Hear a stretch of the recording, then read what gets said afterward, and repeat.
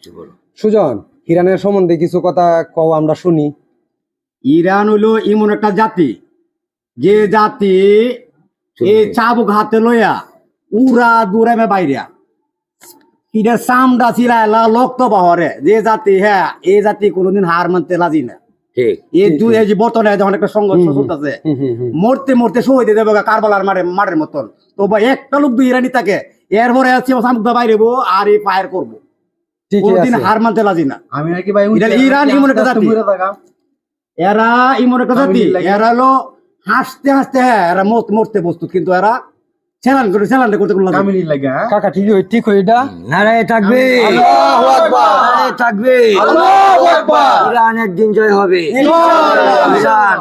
Iran এখন আর পিছিলে আর জিতবে না, কি ইরান মরতেও যদি চাই তো সামনে গিয়ে মরতে হবে।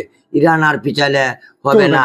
আমরা মুসলমান, ইনশাআল্লাহ ইনশাআল্লাহ ইরানের জয় একদিন শিওর হবে।